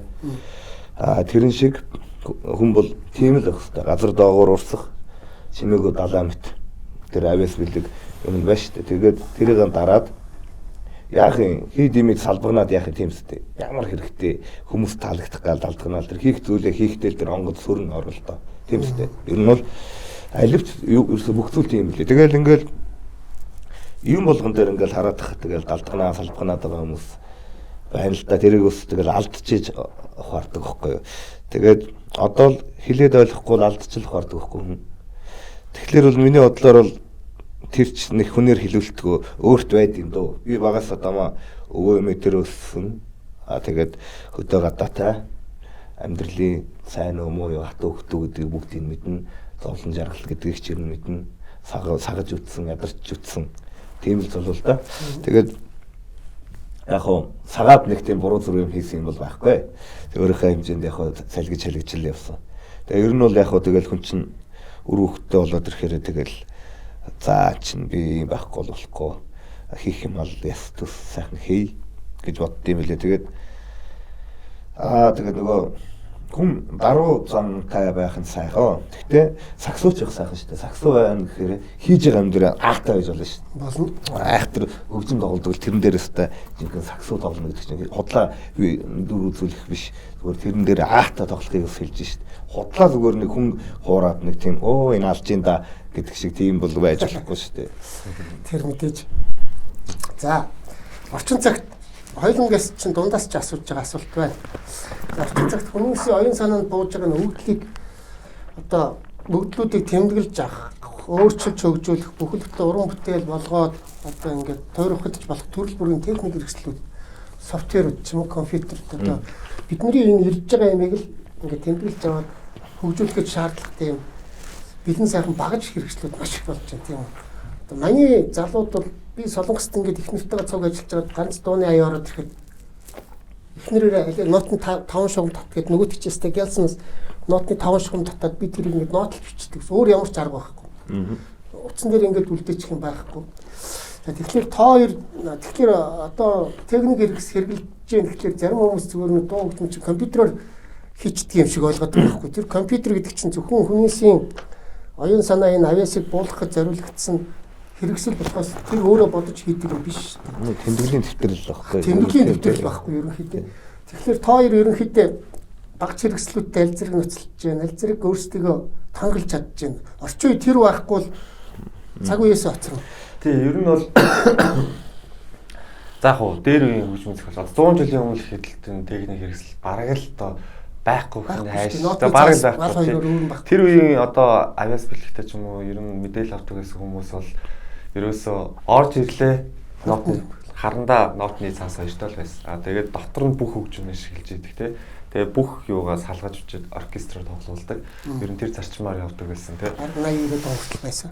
За бараг л дөө. Тэгээд одоо орчин үед бол мэдээж энэ дээрээс ирж байгаа энэ техник технологи гэдэг зүйлийг бас нэг өөр хүн тэрчээ бүтээж байгаа. Тэрд нь биднийг ашиглаж болох үстэй. Тэгэхээр энэ техник технологи гэдэг зүйл яагаад бий болоод байгаа юм бэ гэдэг чинь одоо тал бүрдээ бас хөгжлийн шат явагдаж байгаа гэсэн үг л дээ. Бүх салбарууд давхар хөгжиж байгаа гэсэн үг. Тэгэнгүүт зөвхөн техник хөгжлөө хөгжим яагаад давхар хөгжөөд идэм бэ гэж хүмүүс гайхчих магадгүй. Яагаад гэвэл одоо орчин үеийн хөгжмийг бол бүх хүмүүс мэдж байгаа компьютерээр хийдэг болсон тийм. Тэгэхээр компьютерээр хийлээ гэхэд тэр компьютер өөрөө бодоод байгаа юм биш. Тэрийг зөвхөн мэдээллийг би одоо жишээ нь өөрийнх нь дотроо тэр мэдээллийг аваад өөрийнх нь тархиараа боловсруулад тэгээд тэрийг компьютер би гар хөлөө болгож ашиглана гэсэн үг. Ер нь бол тэмдэглэж байгаа. Тэгэхээр техникийн сайн муу үзүүлэлт шаардлагатай бол бас шаардлагатай орчин үед бол тий мэдээж яг хоо ер нь бол миний хувьд бол тэр хөгжмийн тэр одоо онгод гэж зурус гэж орж ирдэг мэдээлэлүүд бол асар хурцтай орж ирдэг. Би тэрийг гүйцэх гэж амар хичээдэг тий. Тэгээ гар амжихгүй, миний тарих амжихгүй. Тэр далдаас ирж байгаа тэр цаг хугацааны тэр одоо зөрүү. Одоо энэ бидний амьдарч байгаа амьдрах үе оршуугаас ирж байгаа мэдээлэл хоёрын цаг хугацааны зөрүү бол асар өндөр өөр үүдэг. Тэнгүүд юу гэх юм одоо 10 секунд юм уу 5 секунд юм ингээл нэг хөгжим тэр чигтээ ороод ирдэг. Тэрийг бодог задлж ингэ суухын тулд надад амар хугацаа ордог. Тэгэхээр тэрийг ингэж хөнгөчлөхийн тулд техник хэрэгтэй болж байгаа. Техникийг удирдахын тулд би оюун ухаан буюу тархиараа бас тэрийг сурч тэгээд оюуны потенциал нэлээд хэрэгтэй шаардлагатай гэсэн үг шүү дээ тийм ээ. Мэдээж тий. Ажиллахын тулд оюуны потенциал гэдэг зүйл бол орчин үеийн хөгжимд бол давхар оршдог болсон. Мэдээж нөгөө хүн нөгөө дотоод сүнсээрээ ингээд яагаад сүнслэг дуу гэж ярьдэн шүү дээ. Дууны баг ихэнх 80 юм уу 90% зөвхөн эндээс юм. Нэг миний бодлоор л тоо. Гэхдээ яг нэг тодорхой хэмжээний хувь заавал хүний одоо тэр зохиогчийн ч юм уу те хийж байгаа ямар нэгэн уран бүтээлчийн тархины потенциал нь заавал хэрэгтэй болдог болсон. Яг тэгвэл бодож те тэрийг тооцооллыг ингэж гаргахын тулд заавал компьютертэй харьцаж ажиллахын тулд потенциал руугаар бас хийх амар хэцүү болсон цаг юм. Тэгэхээр тэр нөгөө нэг дээр ирж байгаа хурдыг одоо харьцуулах юм бол компьютерийн хурд гэдэг чинь одоо юу юм те одоо M2 гээд CPU шээ юу гарсан байгаа шүү дээ. MacBook гарсан байгаа. Тэрний хурд хүртэл амжихгүй шүү дээ. Тэгэхээр тэр хэмжээнд дөхөж очтлоо одоо хэдэн мянган жилийн би бас сайн мэдэхгүй. Гэхдээ тодорхой хэмжээгээр тэр мэдээллийг маш хурдан ингэж буулгахын тулд маш сайн багаж хэрэгтэй л гэж одоо миний хувьд бодож байна. Манай ном дээр юм бидэн шүү дээ. Нөхөө санаж байна уу? Бидний юм бодол өгж байгаа өвгдүүд буюу онгодуудын хурд биш үү? Хоёрын хурд. Энгийн хүмүүс биднийхээс 6 дахин хурдан гэж байгаа байхгүй юу? Тэд нэр 6 дахин илүү хурдтай ажиллана. Далд ертөнцийн дээр. Тэгээ бидний оюун санаанд буулгахдаа бидний оюун санаанд тааруулаад ингээ хурдаа багасгаж өгдөг. Тэгэхгүй л амжихгүй гэдэг. Тэгэхээр тэр 6 дахин өгж байгаа өндөр хурдтай мэдээллийг бид нэр хөрвж аваад боловсруулахад маш хэцүү. Ягаад тэгэхээр ойлгоод байгаа мөртөнгө буцаад санаж чадахгүй. Мемори дутдаг гэнэ. Тэгэхээр бид нэр хурдаа багасгаад биднэрт өгнө. Бид нар болж игэл хурдан ажил дээр бүрэн бүтнээр нь хүлээж авахыг л одоо яг энэ багцтайгаа холж тайлбарлуулах гэдэг би хоёроос асуусан асуулт маань энэ шүү. За энэ инкушээс асуусан нэг асуултыг би сая энд орхичжээ. За инкушийг хуур биш гитар тоглож байгааг нэг удаа хараад бүр биширсэн. Тэр одоо минийхаар бол одоо манай хөгжмийнхаар бол ингэ хэмнэл хэмжээ. Тэгээд энэ гармоны солигдолтууд буюу хөгжмийн хоорондын өнгөний усалтууд нь баг тис хөндлөн гэмээр сонин байсан. Тэгэхээр инкуш одоо өөрийнхөө дотор байгаа яг наад асж байгаа наад дотроос чинь ингээд чамайг өндөлцүүлээд байгаа юм дэлхийд үлдэх хэрэгтэй. Энд чинь чиний үүрэг бүр хүр хөвч үлдэх хэрэгтэй. Энээс дараагийн үеийн хүмүүс сурах хэрэгтэй. Тэгээд тэрний тулд мэдээж багц хэрэгтэл чамд хэрэгтэй. Бас уран бүтээлтэй энийг шингээгээд үлдээх нь маш чухал гэж би ойлгоод байгаа байхгүй. Энэ талаар чиний бодол цаашдаа ер нь хандлагатай ч байна уу? Өөрөө ч өөрийн гэсэн нэг тийм үлдэх систем үлдэх зорилго бол байж байгаа биз? Нөгөө би хөгжимчийн хүн учраас нөгөө одоо алив урсгал жанрын хөгжим сонсохоор би сонсогч биш тоглогч байх хэрэгтэй. Өөрөө ч тийм хүсэлтэй. Тэгээд энэ гитар хөгжмийг нөгөө хэлсэн шүү дээ. Манай нагцах одоо мэдээ орхож ихвэл тэгэл тоглоо хийж байдаг. Тэгээ нөгөө хажууд хүн нэг юм хийгээд тахаар чинь тэрийг ингээд сонсд юм шүү дээ. Түрүү нөгөө баян аккордеон ингээд тэр ус байдаг гэсэн. Тэгэл тэрний тэр баялаг гармон тэр чинь сонь юм ингээд татаал яхлаар нэг тийм зүүн дуурна. Ингээд байдгаас тэсгэнтлийн юм сонирхох дуртай байхгүй юу? Нэг ингээд дуурах хэрэгтэй бол би тэсгэнтэн тэгсэн юм харш биш. Тэгсэн юм тийм дааттай юм тийм хүнд юм дуртай. Тэр нь хүн тэгэхээр муухай зүйл биш. Одоо алив одоо нэг юм мэдлэл байлаа гэхэд зүгээр нэг хөнгөн тийм хийсвэр биш. Нилээ гур цаана ингээ юм харагдахаар тийм байх хэрэгтэй гэж боддог байхгүй юу? Миний дор хүсэл. Дотор шингэсэн л байх хэрэгтэй. Дотроос нь тэгээд тийм нүнжиг баавар тавих хэрэгтэй. Тэгэхээр яг одоо тэрийг бол би бол сургууль соёлоор бол мэдээж онл юугаа заалгасан. Гэхдээ яг тэр гитар дээр одоо тэр тоглохыг бол би өөр юм дур донгоор сурсан. Асар өндөр дон дуртай байна тэр зүйлд. Ер нь аль зүйл чинь тийм л юм л шүү дээ. Дур донтой байж ижил хүн бүр тэрэндээ донцчиж гой болох юм лээ. Би тэгээд дээрээс нь яг нэг юм тус нэг тийм зөв зүйлд донтдог. Хөгжим ингээд нэг орлоо дуртай юм ихлээр бүр тэрэндээ ингээ махраа суучдаг. Эсвэл нэг дуртай ямар нэгэн спорт юуч байдیں۔ Тэр нэг ингээ махрах дуртай тэгдэг хүн байлээ. Өөрөө сая мэдсэн. Эсвэл магадгүй ингээд жоохон хариуцлагатай ачаал хэрэг байгаа болохоор тийм болж байгаа юм мэдэхгүй. Тийм байлээ. Ерөнхийдөө үлдэх бодол бол байгаа. Ийм. Хөвдөө гэртээ нөгөө багшуудаа бэлтгэж байгаа сараг байсан. Би их баярлаад байгаа. Тийм. Тэгээ яг хоо би бол яг хоо темпка шиг юм техник технологийн зүйл дээр бол сайн мэдэхгүй. Тэгтээ яг хоо би бол зүгээр л тоглодог байхгүй. Хин нэг нь тэрийг хийж чи надад хийж би тоглоот. Хөрл ийм л юм байхгүй. Тэгээ яг одоо өөрөө энийг өөртөө үлдээж өөрийнхөө юу бодож байгаа бас нэг юу дуурж байгаа юу яах хийхээ би өөрөө ингээд дотроо ингээд хүсээ тэрийг гаргаж чадахгүй болохоор чинь хүн бохомддог. Тэхийн тулд одоо темпкэнээр тэр зүйлийг заалгаж байгаа. Тэгээ өөрөө тэр гитар зэмсгээ бас сайжруулж байгаа. Тэгээ ямар ч байсан юу шүү дээ одоо нэг хөдөө ахуйтай өссөн өөрөө багасаа энэ Монгол уламжлал үнэлэгдшгүй өв соёлыг одоо тээж суралцж ирсний хувьд дээр одоо тэр миний хийж байгаа зүйл чинь устай сүүг болохоор ямар гоё ингээд тундраад гоё холддог лээ цай чанахад тэрнтэй адилхан ингээд би одоо ингэж гоё сүлж хольж нэг гоё юм гаргана гэж одоо өөртөө бүрэн итгэцэн байгаа. Энийгаа хийн гэл одоо зориул явж юм даа. Зааш яваашгүй дээ. За дараагийн асуулт дунд чинь. За уран бүтээлчдийн дунд дууг амжуулж дуулах гэж нэг юм байна. Хамтаа уран бүтээл хийх гэсэн нэг яриануд байдаг та. Тэр үгүйш бас саль яриад өнгөрлөө. Худлаа хий явсан будагтай хяваар болсон дуунууд гэж нэг юм байна. За тэрийг болохоор манай номонд ингэж бичсэн байдаг юм. Язгуур сүнсээр буюу цаанаас өвгдлөөр ирж байгаа уран бүтээлүүд энэ одоо танай хамтлагийн уран бүтээлүүд. Энд чинь гадаад дотоод гэлтгүй хүмүүсийн тархинд биш. Тэр язгуур сүнсэнд нөлөөлөд хүмүүс тэр чинь үгийн мэдэхгүй юу дуулж байгааг мэдэхгүй ч гэсэн яг энэ язгуур сүнсээр хүлээж аваад дөргөд идэх байхгүй. Тэгэхээр тэгж авсан өвгдөл бол яг хүмүүсийн тархи зүрхэн төрдөг. А зүгээр тархиараа бодоод ингээд нөгөө хаягаар ингүүл гоё энтер гээд нэг бодож байгаа биччихлээр зөвхөн тархинд нөлөөлөө тухайн үедээ сонсогдоход нэг хоёр сонсоход гоё юм шиг дараад нөө тархинд юу ч байхгүй алга болдог. Тэгэхээр энэ язгуур сүнсээр авсан мэдээлэл буюу жинхэнэ онгодоор цаанаас авж байгаа мэдээлэл тэрүүгээр хийсэн уран бүтээл дуу хөгжим бүх төрөл одоо киноч байна уу тэд нар бол яг хүний тэр язгуур сүнсэнд нөлөөлдөг тархиараар орж ирсэн тархинд нөлөөлдөг гэж байгаа байхгүй. Наа чин ийм шиг санагдтыг ингээд нөгөө аливаа ингээд эрчийг авч байгаа уран бүтээл юу ч хэдийн те хүн өөрөө өлсгөлэн байхдаа айгүй гоё юм бүтээд юм байна лээ гэж бодсон. Барагч тэгдэг баг. Өлсгөлэн гэхээр ходоодны өлсгөлэн биш ч юм уу одоо юу ч бас нэг тийм өлсгөлэн биш те. Тийм байхдаа хийсэн зүйл их үр дүнтэй гоё гард юм шиг л.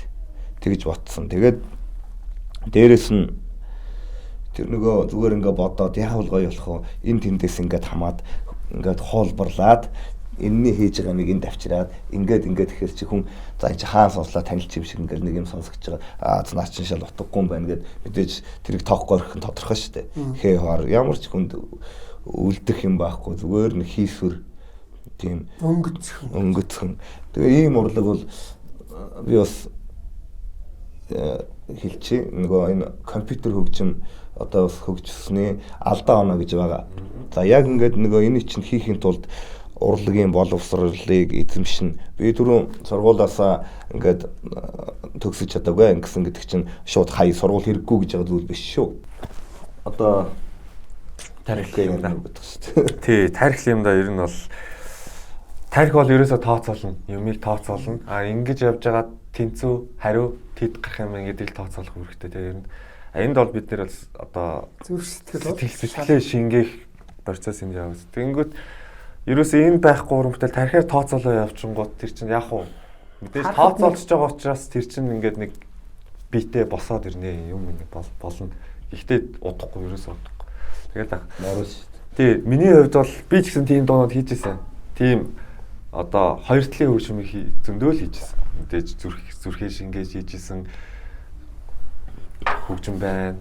Эсвэл ерөөсөө ингээ цаанаасаа орж ирэхгүй ингээ яатсан мэдэгдэхгүй. Тэгээд тархиараа бодоод хийсэн дуунууд бас зөндөөл байдаг. Тэгэл одоо ингээ сонсохоор ингээл баг өөрөө ичгэлтэй ингээ заримдаа тийм юм. Гэхдээ яг ээгээ бас нэг маш тийм зөв сэдвийг сайн хүндчлээ. Техник технологи хөгжихийн хэрээрээ бас сөрөг тал маш их байгаа. Одоо жишээ нь би одоо софтвер дээр ер нь плагинууд маш их судалдаг. Тэгээд тэр дундаасаа өөртөө хэрэгтэй юмудаа ингээд битгаар битгаар байнга судалдаг л та. Тэгээд бөмбөр юу вэ? Яаж ингээд битгаар байнга ингээд дашкафт 3 бол ингээд плагин судлаад ярьсаар яж байгаа л ирээл хэрэгтэй юмудаа ингээд цуглуулдаг. А тэр дунд одоо сүүлийн үед амар олон тийм амарчилсан зүйлүүд их гарчжээ. Бэлэн самплууд. Одоо та бол одоо микс мастеринг хийдэг хүн шүү дээ. Тэгэхэд $50 төлөөл зүгээр вебсайтэд оруулаад мастеринг хийждэг вебсайт байна жишээ нь. Автоматар уу? Тий, шууд өсгөн гэсэн үг. Тий. Өө за амар юм болж манай хэрэггүй болсон. Тий, ер нь бол тий. Тэгээд видео програм дээр жишээ нь видеогоо явуулаад өнгө тавиад автоматар цаанаас нь зүгээр компьютер тооцоолол гаргаад ирж байна. За жишээ нь зүгээр төгөлдөр ууран дээр нэг товч дарангууд одоо юу яд юм те шууд аккорд нь явж байгаа гэсэн. Төгөлдөр цаана ингээ компьютер Тайзер шиг болчихж байгаа юм. компьютер үгүй ганцхан давж тарахад л дөрвөн тойрог явчихж байгаа. Пөө. Тэгэнгүүт тэн дээр ингээ таарсан нэг юунуудын те бөмбөрийн зам за одоо энэ дээр ингэнгүүт нэг ганц хоёр нэг юм юу нэг ингээ тэгээд тэрийгээ ингээ дуусгачаад тэрэн дээрээ ингээ за энэ дээр одоо залуучууд чинь ийм гээл үг айц хаагаал тэр чинь ингээ тархилчих байгаа байхгүй. Тийм уран бүтээл болоод ирэнгүүт тэр техникийн буруу юу эсвэл одоо юу их юм би осоо мэдэхгүй байна. Тэгэхээр тэр ч байна. Бас одоо ингээ интернетээр ороод ингээл зүгээр вебсайтаас бүхэл бүтэн дууны аримшрог татаад авчихна. Зам замаар. Тэнгүүр тэрийг програм руу оруулж байгаа сайхан эдит чинь ингээд таслаад болтол өөр нэг юм нэмээд тэн дээр гайд зохиогоод үг зохиогоод дуулцдаг бас нэг тийм юу байна. Арга байна. Хэлбэр байна. Тэнгүүт миний зүгээр харж байгаагаар бол үгүй яах вэ одоо хөгжөөд байна уу гэхээр хөгжөөд байгаа юм шиг хөгжихгүй байна уу хөгжихгүй байгаа юм шиг эсвэл нэг тийм тархиараа бий болгоцсон зүйлийг техникийн тусламжтайгаар тгээ явчихаараа ерөөсөө бараг л ирээдүйд энэ зүйл чинь байхгүй болоод үнэт гол зүйл чинь байхгүй болчиход яваад энэ дээр одоо би бол одоо залуу үедээ хандаж хэлэхэд адаглаа зүгээр хөгжмийн одоо төгөлдөр барихын аккорд гармон хэмнэл хэмжээгээ өөрөө махраараа оролдоод ингээд явж исэн ирээдүйд чамд ядаж хоол хийж байгаа болж байгаа шүү дээ. Түрүүн та хэлсэн шүү дээ нөгөө энэ нот гэдэг зүйл гарч ирсэн шүү дээ. Хүний тэр бодож байгаа сэдж байгааг чинь авч үлдэх тэр гайхалтай бичвэр нотга гараад ирсэн. Тэгээ энэ үед ингэж бичсэн найрал өгчин одоо юу ч хэдэ тийм ээ. Энэ чинь хөө баян тансаг шүү дээ. Гайхалтай шүү дээ. Тэр чинь бүр ингээ хөвлцүүлнэ шүү дээ. Хүний тэр зүрх сэтгэлийг хөвлцүүлэх тэр нарийн нандин юм чинь байгаа байхгүй. Тэгээд компьютерийн хөгжим чинь тийм нарийн нандин тэр зүйл байхгүй. Яг л ийм. Тэрийг хөгжмийн боловсралтай хүн чинь тэр нюанс сэтгэлийг хөдөлгөх юу гэдэг тэрийг тэргээрээ хийн. Тэрнээс чинь тийм амархан зүйл гэж юу байх хүн болгон ингэ зүгээр л тоглоом шүү дээ. Тийм ер нь тий. Одоо шинэ яг хуу амдаар ингээд хийдэг яг ингэ ярьж байгаа те. Бүр метал рок жанр бай.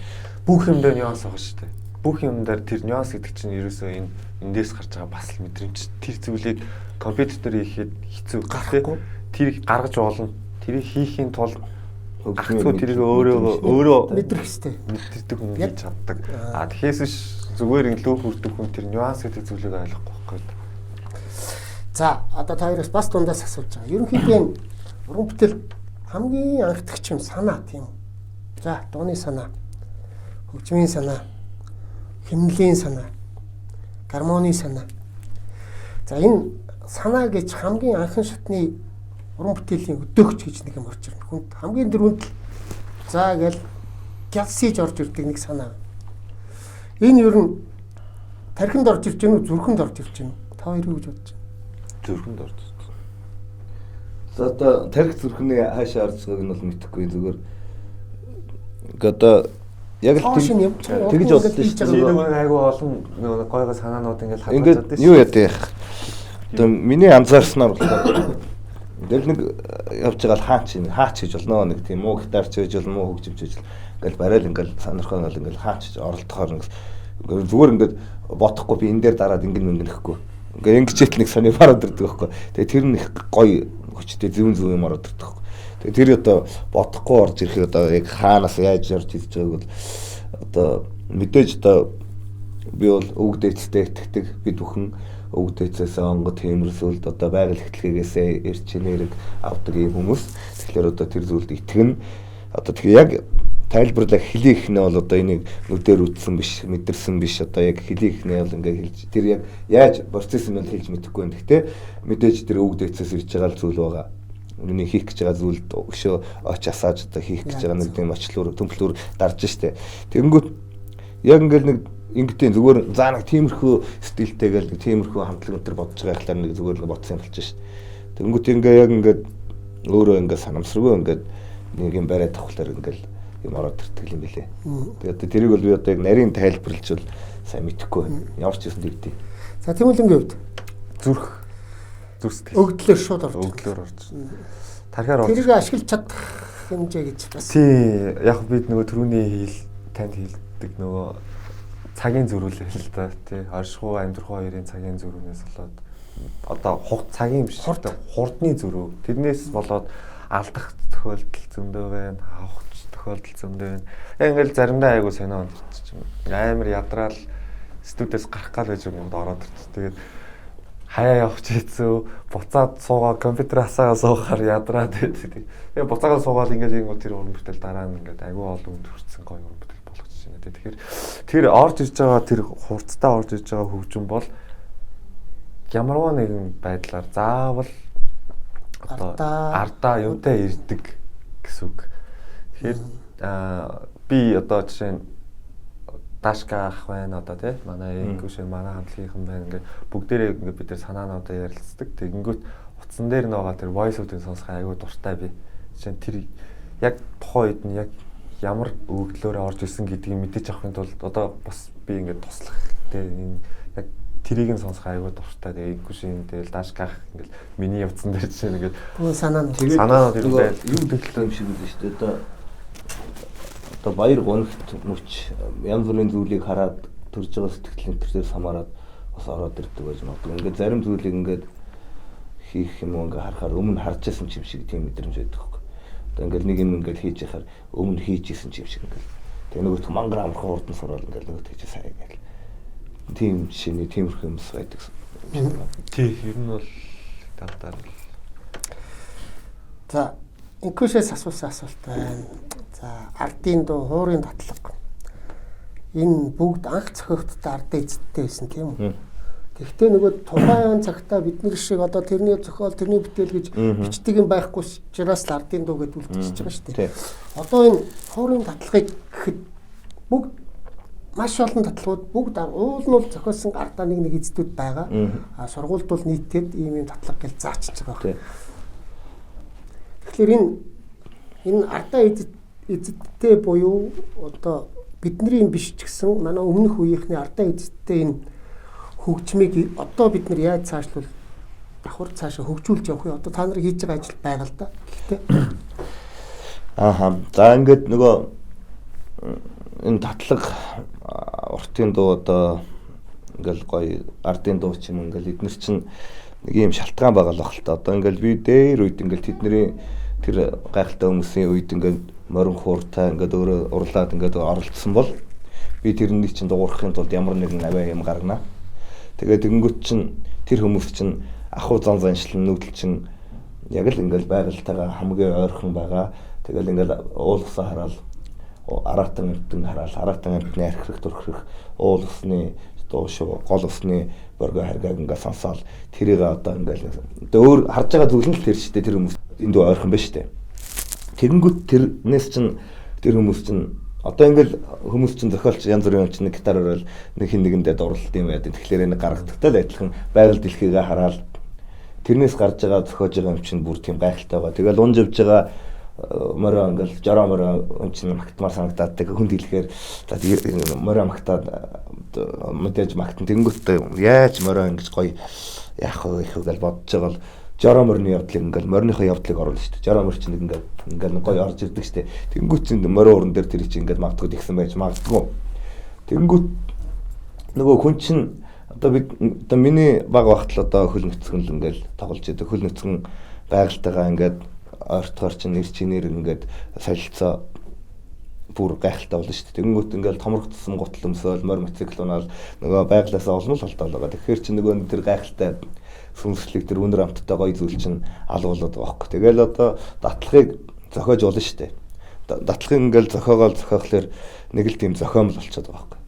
Ер нь бол яг хуурч болгон өөр өөртөө ингээл уламжлагдсан датлагыг өөр өөрийнхөө манерт оруулаад ингээд тоглоод хөгжүүлээд явах нь зөв. Мэдээж үндсэн тэр зарч маань үндэс угсаагаан барина. Уртын дуу ч чиглээд тэр шүү дээ.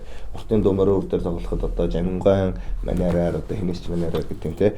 Тэгээ өөрөө бас тэр үндсэн гол жанжин шугамаа барьж хагаад өөрөө чадвар чансаандаа тааруулаад манер гаргаж ирж тоглож болно шүү дээ. Тэгээд цааш нь энийг авч үлдэж явахын тулд өөртөө байгаль ихтлгээтэйгээд эндүү ойрхон байж ягаад татлага ер нь зохиосон дээр болоо гэж боддоо шүү дээ. за энэтэй холбоотой би одоо тооёрт сонирхуулж ярив. Би нөгөө ийм болох үед нэг хэсэг манар.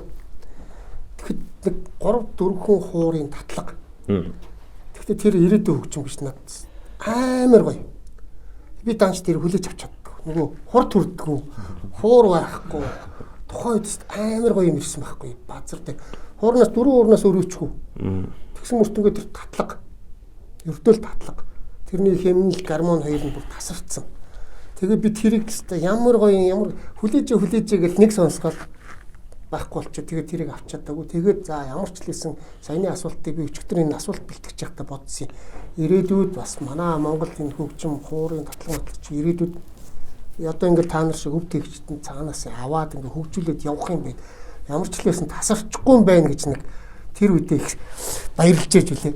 Ер нь тий олон одоо ямар ч юм монгол хүн ингээд татлах сонсохоор ирдэж аюу сайн юм. Одоо шинэ тэгдэж штэ ингээд инкүү шиг өгчдөг. Хоёр цагаар өдөр болгоо хаачихаа байж байгаа. Тэгэл инкүү шиг татлах доолонгууд огш ингээд дотор аюу сонирн болдог ингээд хоёраач юм уу огшорч юм нэг гоё болоод. Энэ наа өнгөн дээр ус очроо байд юм болоо гэж бодоод байд юм.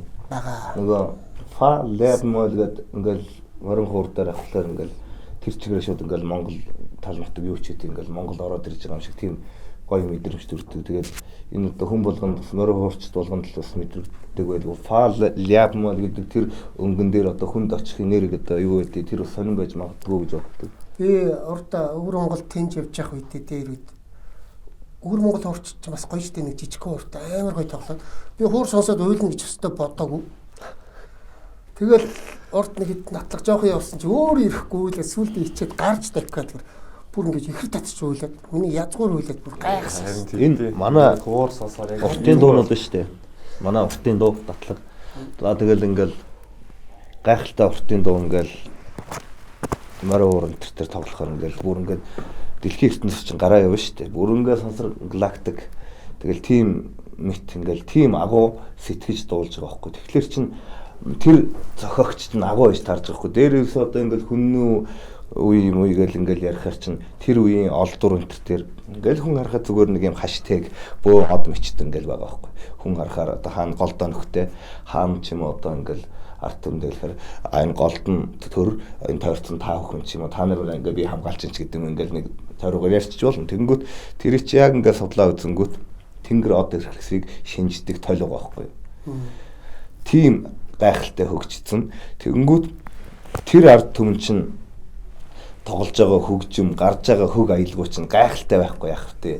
Юун зүгээр нэг хийсвэр зүгээр гайхалтай энэ сансрын одоо юу ч үдээ нэг юмтай холбогддог. Тийм уудам сэлгэр ийм гайхалтай байхгүй. Тэгээд тийм хөгжим хийж бүтээж тоглож байгаа хүмүүс чинь сэтгэлгээ, цар хүрээ, юмыг бодох одоо нэгэнтэйгээ харьцах хандлага одоо байгаль дэлхийдээ харьцах хандлага чинь бүр гайхалтай байж таараа. Тэгээд тэр нь одоо ингээд магадгүй улам ингээ хомигдаад хүмүүс жижигхэн болоод байгаа юм шиг санагддаг.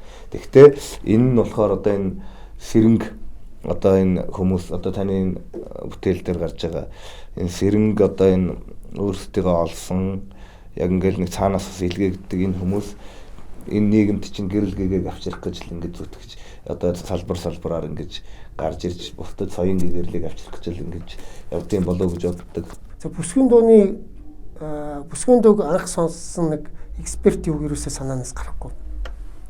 Ийм байдаг гэдгийг өнөөгийн дэлхийн ертөнцийн хүмүүс ойлгож чадахгүй хэмжээнд хүртэл ачийн юм ич ингээд хэмжээнд төсөөр тэгээ хархирчдуулна ер нь.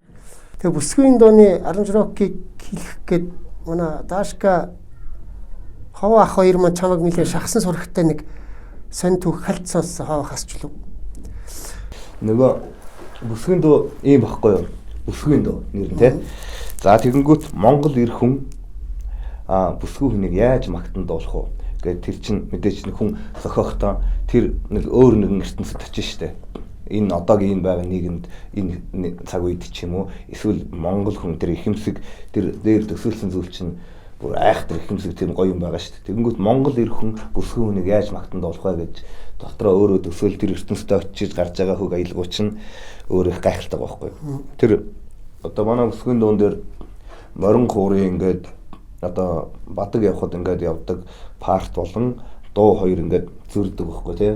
Тэнгүүт эн чин тэр ая юу чин гайхалтай төгс зохицолтойгоо болоод тэнгүүт тэр дээрээс ирсэн тэр тэр төсөөлсөн тэр нэг оршууд очсон ба шүү дээ. Тэр одоо хаач бас нэг Монгол тоорхтон одоо юу ч үдээ нэг үг дээдсийнхаа нутагт үг дээдсийн нутагт чинь нэг тийм ялж надах юм байхгүй шүү дээ. Тэр чинь ихэмсэг нэг гайхалтай юм байж таараа шүү дээ. Би анх бүсгийн дууг өнөхөөсөн юуг сонсоод бүр гайхалтай байсан шүү дээ. Чинь ямар гоё юм бэ ингээд бүр сэрж байгаа хөө Монгол хүн гэдэг чинь ер нь хүн гэдэг чинь тийм үү.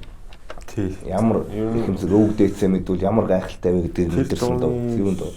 Шүлэг болоод тэр хөгжмийн санаа цаанаас нь агуулгын мэдээж манай продюсер Дашках маань хийсэн тий. Гэхдээ мэдээж би бол агуулг том өвөг дээдсийн тэр маш том гайхалтай зүйлээс ирсэн гэдэг 100 итгэдэг тэр дуу болоод одоо дуу болгон маань.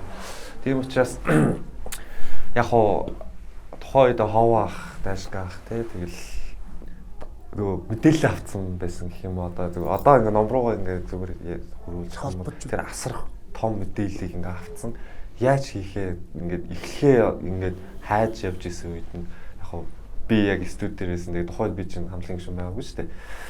Тэгээд ер нь бол ингээд хийгээд үнсэн санаа дээр ритм хойлд ингээд бид нар ингээд тухайд яжсэн. Тэгээд яг Дашках бол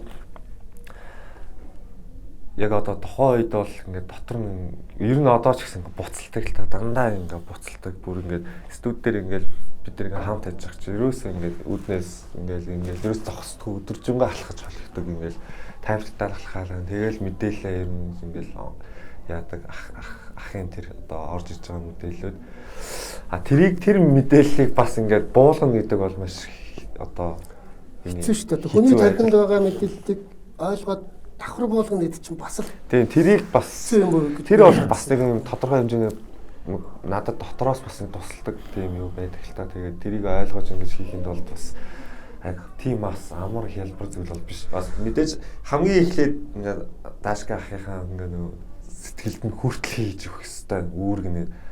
Тэгээд дараа нь бас ингээд бас тал талаас нь ингээд бодож ирнэ хийдэг л дээ. Би бол тэр бүсгэн дууник анх сонсчод найруулгын сонсоод одоо тэр барууны экспертийн хэлсэн үг тэр барууныхны өөрсдөө хэрэгэлдэг одоо хөг гармон хэмжээ тэр бүгдийг яг адилхан хэрэгэлсэн мөртөнгө дотор нь Монгол юм орцсон чинь бүр ингээд тэд нэр бүр баг паникт орчиж байгаа байхгүй чинь юу юм бэ гэдэг. Монгол хөгжим хаа ер нь ямар ч зүйлийг би нэг төр хэлсэн цаа чанахад ингээд идэ хийчаад хар усууга сүү хийхлээр ямар гоё сүлдэг үлээ Монгол хөгжим ямар ч зүйлийг зөөлөн болгоод ингээд хөвөөд гоё болгоод өгдөг байхгүй. За ийм сайхан залуучууд манай подкастын маань урилгыг хүлээж аваад ирээд ярилцлага өгж байгаад баярлж байна. За одоо нэг төгсгөлийн нэг ганцхан асуулт үлдлээ. Дараад нь та бүхэн та хоёр бас нөгөө манай подкастын нэг дүрэн би ярих хэвээр миний асуугаагүй юмыг ярьж болно гэсэн. За энэ одоо хин хоёр хин дундаас нь асууж байгаа асуулт. За хувь хөгжимчин гэж байна. Түрүүний одоо манай инкушн тоглооч гэдэг чинь бас тустай юм. Хамтлаг гэдэг чинь тустай. Хүн болгон тоглооч байж болохгүй, хүн болгон уцлаач байж болохгүй. Хамтлагийг чинь базаж найруулад нэгдгээд хамтлагийн хэмжээнд дууралт гэж нэг байна. Тоглооч буюу солист гэж нэг юм байна шүү дээ. Би бол тэгж боддیں۔ Сайн хөгжимчин одоо гослол хөгжимчин бол гослоо тоглох үедээ тоглоод хамтлаг болон энэ найрал хөгжим одоо юу гэдэг юм хөгжим тоглохдоо тэрэндээ уусаж нэг хайрцагт байх хэрэгтэй. Тэрнээсээ ингээд цоолоо гатгаад байж болохгүй. Тэгээ гатгаад байвал тэр чинь нэг хувь эго дэндээд гачих юм болно шүү дээ. Уурам цэглэг тэр дагстай юм гарахгүй болгоно гэсэн санаа. Тэгэхээр бол миний бодлоор бол альва уран бүтээл хийхдээ солист хүн байсан ч гэлээ тэр хийж байгаа дуу хоор хайрцагт дотроо рамдаж яажрах хэрэгтэй. Тэрнээс хайлж яг одоо нэгэн бие мэгт болох хэрэгтэй. Тэрнээс ингээд би энэ дээр нэг үе яр гарцсан юм шиг илүү гараад байж болохгүй шүү дээ. Нэгэн бие урсгал руугаа тийм байх хэрэгтэй гэж боддог. Тэгээд бид хүмүүс бол хийхдээ бас тэгээ бодно. Тэгэл би өөрөө ингээд соло бас нэг тоглох арга өнөр амт гаргана. Тэгээ ах бас Дашках зөвлөнө. Тэгэл эн чинь одоо олуулаа зөвлөж ижил юм гоё болно шүү дээ. Тэрнээс би чи ганцаараа сондгороод байвал тэр чи хамтын бүтээл биш болно. Тэгэл ер нь тийм л юм билээ. Тэгээд ямар ч юм хүн чинь байнга одоо ололт амжилттай байна гэж явахгүй алдаа оноо байгаа. Тэгээ бид хүн бол цаашдаа одоо хийх дараагийн уран бүтээлээ бол одоо ярилцаж одоо алдаа оноо нь юу байдیں۔ Хүний сэтгэлийг хөдөлгөх тэр нарийн жавхц нандин утас нь хаана хөдөлт юм бэ? Тэрэн дээр анхаарч одоо гişээлөө эвсэж одоо сайфулдагтай адилхан тэгж л одоо явна да. Тийм л ингэ. Бидний өвөг дээдс нэгэн цуул явж иж хамжилт үзүүлдэг гэсэн болохоос ш хин нэгэн дотроо гоцлоод ингэ явж хараа болдгоо бид бүгд нэг оюун ухаан захирагддаг нэг одоо хүчинд нэгдэж чаддгаараа өвөг дээдс маань маш хол замыг одоо туулсан байж таараа. Яг манай хамтлагийн одоо үндсэн зарчим бол бас нэг зарчим бол тэр цуулаараа багцаараа атгсан гар шиг гэж явдаг. Тэгэхээр та бүхний эв нэгдэл эв ээгэчм юмны ард Монгол гэдэг нэр ард чинь байнга дагаастай. Бид хүмүүс одоо дэлхийд одоо дөнгөж ингээд танигдаад дөнгөж ихэн замдаа явж байна. Тэгээ цаашдаа ботсон одоо зорьсон зүйл бол мэдээж их байх нь тодорхой. Тэгээ ямар ч байсан Монгол өв соёл одоо өвөг дээдсээс өвлүүлж ирсэн үнэлэгдшгүй өв соёл энэ зүйлээ одоо бүхэл нартад одоо түгээн дэлгэрүүлнэ гэж одоо зорж явна. Тэгэл одоо тийм Монгол одоо ер нь яг Эний асуугаагүй та ярьж. Ер нь яг залуу байна л да бид. Гэхдээ яг тодорхой хэмжээгээр нөгөө нас явах тусам туршлага нэмэгддэг гэдэг хичээл ингээд өв соёл, өв дээдс аим сайн ойлгож эхэлтэй юм байна. Тэгээд одоо ялангуяа гадаа улсад очиод ингээд тоглолт хийгээд явж байхад бол бидний өв соёл ямар сайхан юм бэ гэдгийг бол маш сайн мэдэрдэг. Тэгээд одоо Монголын маань одоо бүх өвөг дээдсүүд маань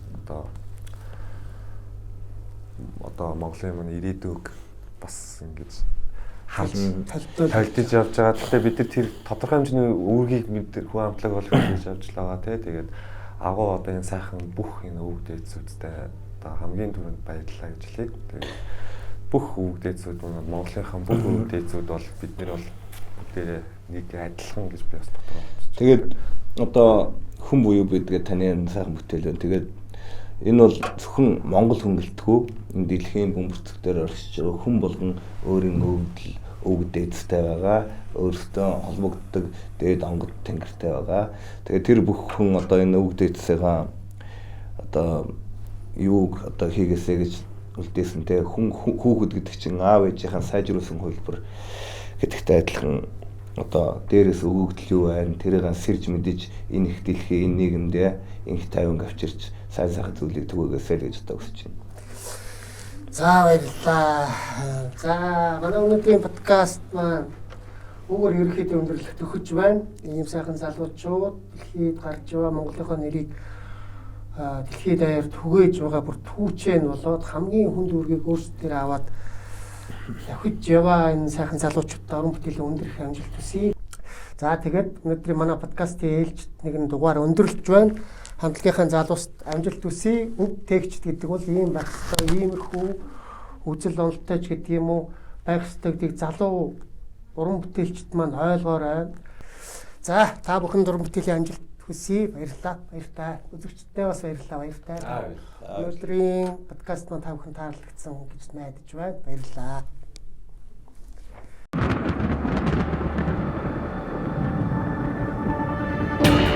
Хойхошуйгаас дэжтэн мөргсөн хосгүй тунамал ухааны цацлууд дэлхийн манда дэвэлэр босыг